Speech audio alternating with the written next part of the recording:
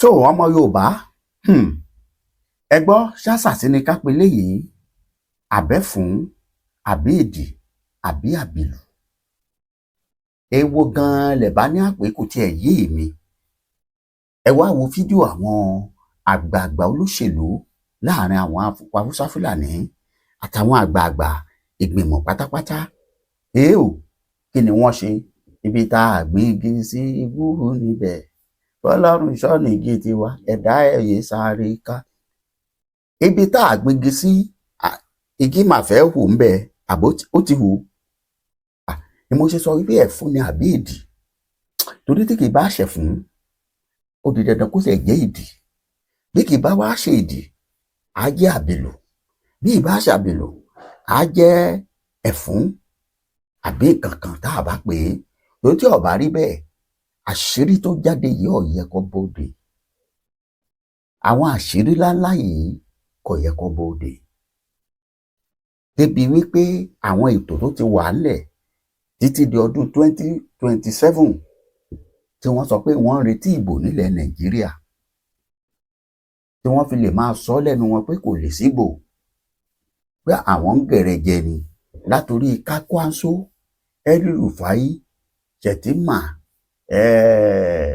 Tatolókun tí wọ́n pọ̀ débi pé ọ̀gá àwọn pátápátá Sultan of Sokoto àti Ibrahim Gbàdámọ́sí Babangida Abdulsalam gbogbo wọn pátápátá ẹ gbọ́ bí ọmọ Yorùbá ẹ wá gbọ́ nǹkan tó ṣẹlẹ̀ Kennedy kí làbáyọ àṣírí tí wọ́n tú gbogbo ẹ̀ ni wọ́n fi fídíò ẹ̀ hàn yín irú àwọn àṣírí wo gangan lọ́tẹ̀ tó ṣe iyebíye jù fún àwa tá a fi mọ̀ wípé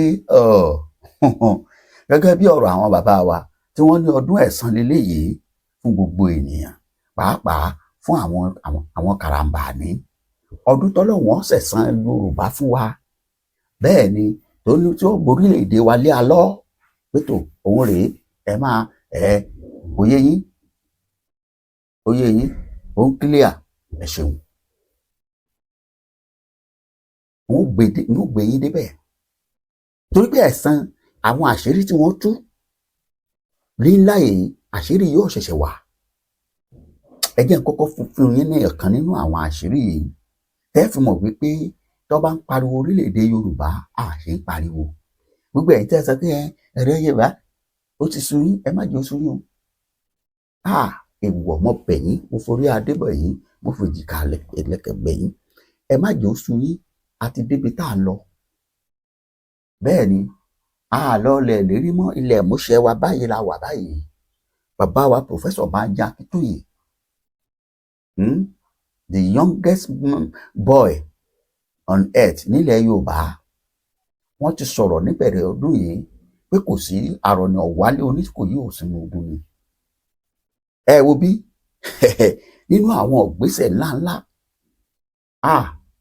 àṣé ìkà làwọn ará bí yìí nígbà kan wọ́n máa sọ pé wọ́n gọ̀ ẹ má jẹ́ ń gbà yín lásìkò mọ́ ẹ̀yin ọmọ Yorùbá ẹ jẹ́ ń sáré gbé yín débẹ̀ ẹ bá ń fohùn sí fídíò yìí nínú ilé mo ń padà bọ̀ ẹ kọ́kọ́ wo ilé ìwẹ̀ bá wò tán ń padà wá tó gbé yín débi òmíì ẹ lè mọ̀ wípé àṣírí ni wọ́n padà tú òun rèé ẹ̀ṣọ́ ń bẹ̀.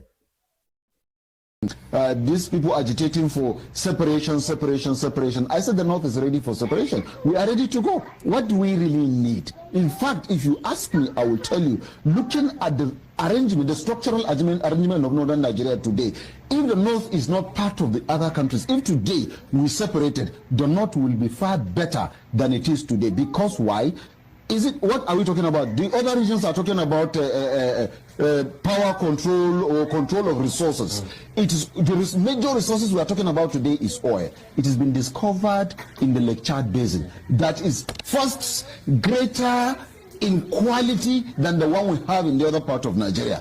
Two, it is greater in quantity. The one we have in the other part of Nigeria will be finishing in 15 years. The one that has just been discovered, if harnessed, will last 75 years. So what do we really need? We have a deposit of gold in Birnongwali that is more than the one we are having in South Africa and in Ghana. We have another deposit of gold in Zamfara. That is why you have the bandit in Zamfara. That is why you have those bandits in Birnungwari. Why are we having the Boko Haram, so much Boko Haram problem? It's because of the oil that's been discovered. It is in the Lake Chad Basin. And that was why you see they will never want to have peace in that area, because once you have, the North is going to develop more than you think. And don't forget, the economic power of Nigeria was Northern Nigeria. We were the economic power, we were the economic heart. That was why every time, even the education that the Southerners and the Easterners had, it was from the resources of the North that they were sponsored to go to school and get the education they are having That's today. Debatable. So if today, it is not debatable. It is there. If you don't know, I'm telling you, maybe you don't have knowledge of it. Maybe what I am just telling you. Now is, no, Dr. Let me just, sorry for taking your time. Let me conclude on this, because I don't want you to interfere with this until I am done with it. So this is that is why we said the North today is ready for separation, if you call for separation, because if we are separated today, I am telling you, we'll grow bigger, we'll grow better, we'll grow stronger, and we'll have better infrastructural development. And in any case, with due respect to other regions, I'm not trying to look down on it, but political administration of Nigeria relies enough. It is only a northerner that you give leadership, that he will be fair enough to carry everybody along. So we, like in the past, Sardauna, Zeke and Awon said, let's forget our differences when they were discussing with Sardauna. I said, no, let us not forget about our differences. Let us discuss our differences, because that is what will guide us towards how best we can lead this nation. This is a northerner for you. So today, if you said the North, people calling for, agitating for separation, people calling for disintegration, people calling for restructuring, the North is fully prepared. The North is fully ready for either you call it separation or disintegration or or restructuring. We are strong enough to stand on our feet. And please, mind you one thing before you cut me. If that is going to happen, because we are northerners, and everything that has been harnessed in Nigeria has been harnessed with northern economic power before the discovery of oil. While you are going to have Odudua Republic, the others are going to have Biafra. We in the North will continue to exist as Nigeria and Nigerians. I am telling you, and we will be better for it. So we are ready for it. And then, if you call for restructuring, power shift, if we all agree to continue to live as Nigerians, fine, we are also ready. We are ready to go. And I will tell you one thing. If you separate, the North will remain as a bloc. Yes, I hear some people say that, we know, like the ones that are calling Middle Belt. I am telling you, even in that, you have only 2 or 3 states out of the 6 states that will be doing that. And even among them, there will be separation. So the North will go as a bloc. But if you give power, if you separate today, first, if you have a Biafra Republic, the Biafra will not stand, because already Niger Deltans are saying we are not going. Ẹ káàbọ̀ padà. Ẹ gbọ́ àwọn àṣírí àkọ́kọ́ tí arákùnrin yìí tú. Tó àṣé ní South ń bí gbogbo sìmẹ́ǹtì tiwa tí wọ́n ń kó táàfin ti Dangote, ẹ̀yin ọba ní gbèsè Ogun State, tọ̀yọ́ State, àṣé àwọn ní tiwọn lọ́hùn-ún tí wọ́n ń rìsáàfù. Gbogbo epo tí wọ́n lọ wà ní Niger Delta lọ́hùn-ún, wọ́n ló kan ọdún 15 tí ò fi ní sépo mọ́. Kí lẹ̀yin máa jẹ? Àwọn sì ṣetán àti lọ pé kíjọba ó parapọ̀. Àwọn ṣetán àti dúró gẹ́gẹ́ bí orílẹ̀-èdè Nàìjíríà ń tàwọn. Káwọn ó sì máa bájọba lọ. Odùduwà Republic kọ́ lọ tiẹ̀ lọ́tọ̀. Kí Biafra kó dá dúró. Àwọn ṣetán àti dúró gẹ́gẹ́ bí orílẹ̀-èdè Nàìjíríà. Ìyẹn ni pé kò sí ìbò ní 2027. Ibi tí ọ̀rọ̀ gbé bá dé yìí. Tọ́, mo á fẹ́ béèrè wípé kí ló fa kíkà tí àwọn ará bí yìí ń kà bí àjẹ́ tó yíwọ́ fún? Ṣé torí àwọn ọ̀gá wọn, ìjọba Amẹ́ríkà àti Ísírẹ́lì, wọ́n ti gbá wọn kóró pọ̀n mọ́ tí wọ́n ti fẹ́ fọ́ ọ báyìí, ló mú kí wọ́n máa tú àwọn àṣírí tó ti wà ńlẹ̀ táwọn bàbá ńlá wọn ti pamọ́ ọjọ́ kò sì jọ́ nígbà tí òmìnira bá fẹ́ dé bí ṣe rí rèé torí pé ó ti ṣẹlẹ̀ bẹ́ẹ̀ ní rí nígbà kan rí nílẹ̀ Ísírẹ́lì nígbà tó tó àkókò táwọn ọmọ Ísírẹ́lì máa kúrò ní Íjíbítì ọba Fáráò ṣàṣìṣe bẹ́ẹ̀ ni ó ṣẹ̀ṣẹ̀ gbé lọ́dọ̀ ìyá ẹ̀ ìṣẹ̀ṣẹ̀ gbé ọ̀dọ̀ ìyá ẹ̀ òun ló látọ̀dọ̀ ìyá ẹ̀ ló ti kọsẹ̀ tó fi di wípé ọwọ́ àgbà pé tó ọyá ẹ máa lọ bí bẹ́ẹ̀ kọ́ gbogbo yẹn ṣe le tó bí wọ́n ṣe sómi dẹ̀jẹ̀ tí wọ́n sọ ọ̀gán oko wọn di bàjẹ́ kò ní gbà náà síbẹ̀ àmọ́ àṣìṣe pátápátá tí ọ̀wá ṣe ni pé ó tún wá lé wọn dénú òkùnkùn pa àṣìṣe ò ti dé báyìí àṣìṣe ti dé bá wọn báyìí àwọn táwa rán lọ sílé ìgbìmọ̀ aṣojú ṣòfin táwa rán lọ sílé àtàgbà aṣòfin àgbà àti kékeré àti ráńdú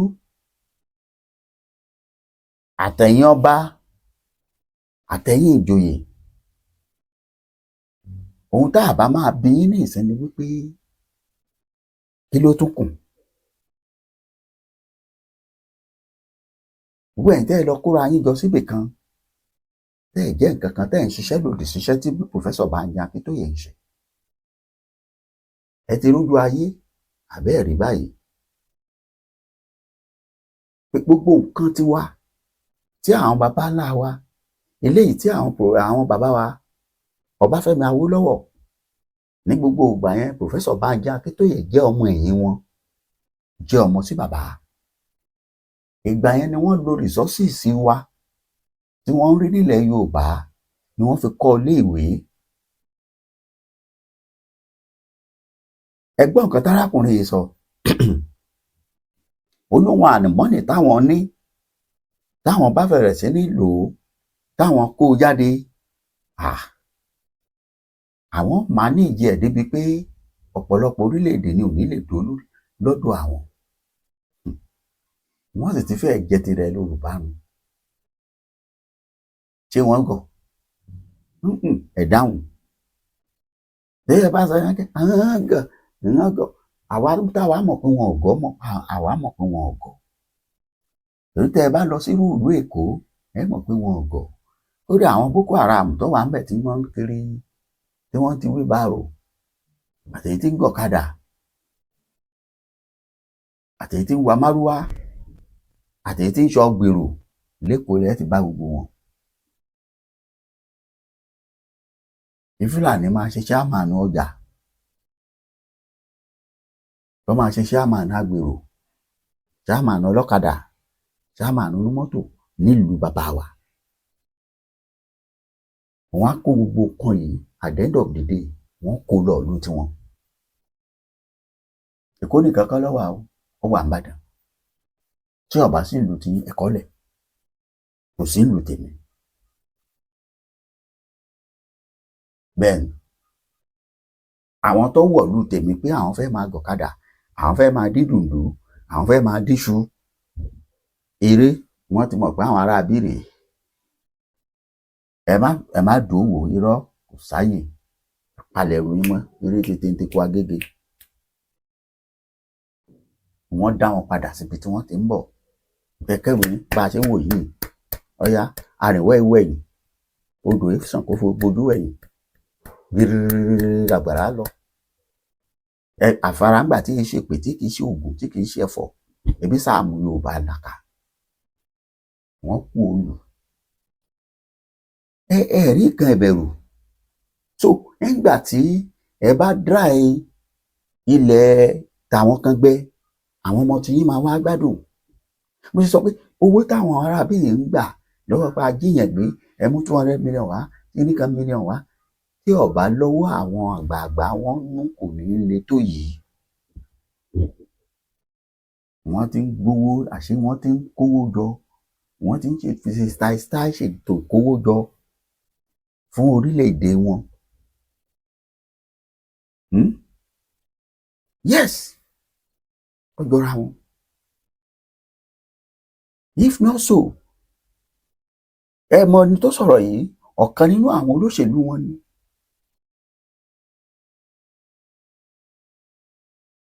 èyí pé ta lẹ̀ ń halẹ̀ mọ́, ta làbùkù ewu ní gbàkúrú mọ́, ta lẹ̀ pàkúrú mọ́, àwọn tó tán àwọn mọ nǹkan táwọn ní.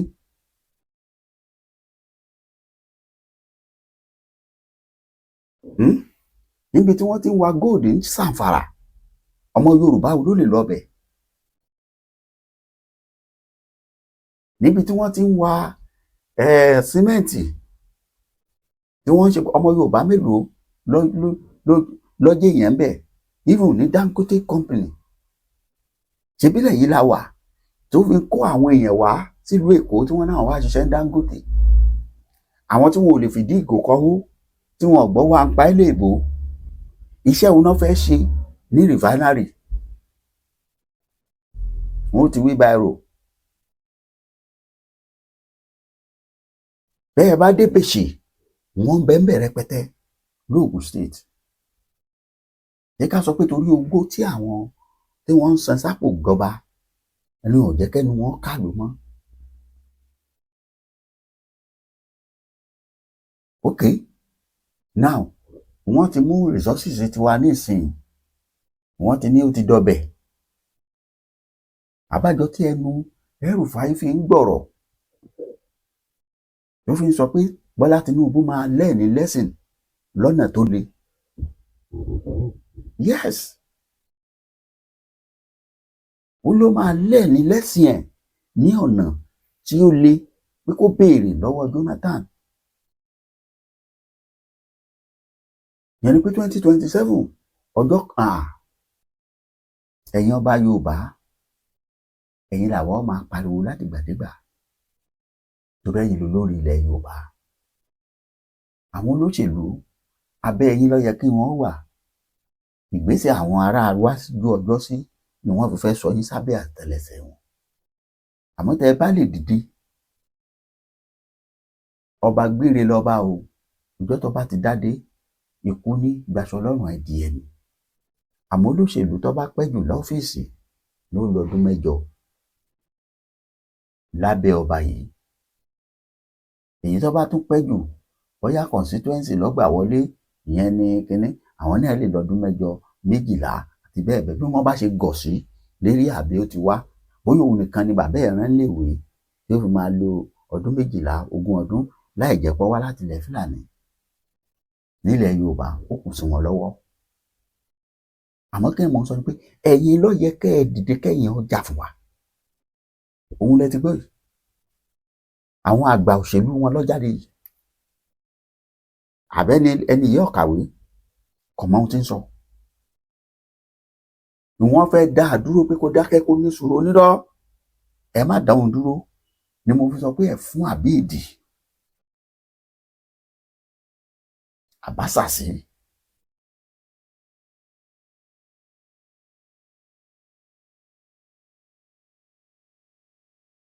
wọ́n gbé tọ́ parí pátápátá, wọ́n tú àwọn àṣírí tí ò yẹ kó tú. àwọn bọ́n ṣe tú dá o ni wọ́n ẹnu ara ẹni là á fi kọ́ méje. àjọ àgbáyé ti gbọ́ báyìí pé àwọn náà ti ṣe tán. wọ́n ti ń gbọ́ tẹ́lẹ̀ ṣùgbọ́n wọ́n tún wá tún gbọ́ tọ́jú eléyìí la lè máa pè ní confirmer. wọ́n ti confirm ẹ̀ pé tó àwọn ṣe tán torí àwọn ní resources táwọn fẹ́ lò. tó kẹ́nìkan máa ṣàkọmọ́ àwọn àbí halẹ̀ mọ́ àwọn ní resources. Oòduà Republic náà ní resources àwọn mọ̀, ṣùgbọ́n kọ́kọ́ fẹ́ jẹ tọ̀dọ̀ wa rún lè rí jẹun. àṣírí ti tú báyìí. bàbá Bọ́lá Tinubu kò sí ohun méjì kó lè bá àtúbọ̀ yẹ yín. ẹ pé Professor Banji Akíntóyè jókòó, ẹ ṣètò bẹ́ẹ̀ ṣe rí ilé ìgbìmọ̀ aṣojú ṣòfin pàápàá nírú àsìkò yìí. ẹ pinre ẹ láre ìkan gbọ́dọ̀ jùkà. after all ìjọba Ọlọ́run fúnra rẹ̀ ó ti bá wa pín ọ̀rọ̀ orílẹ̀-èdè, ó ti fún wa demarcation, kálukú ló ti ní báńdìrì ẹ̀. àwọn olóṣèlú ló ń múrun wájú náà so pọ̀ mọ́ ti pàkọ́ síbẹ̀síbẹ̀ a lè tú bí ọba ṣe tú a fi sí ṣọ́ọ̀ṣì gbé. Ẹ ṣé mo dúpẹ́ ọmọ Yorùbá orílẹ̀-èdè Yorùbá ní kíákíá ẹ bá mi share ẹ bá mi pín tó bá jẹ́ gbà àkọ́kọ́ bá ń subscribe sí channel yìí á tún pàdé ọ̀tún la máa mú wá fún yín. Ẹ ṣé o, ẹ kú àdó tiwa àgbà wò.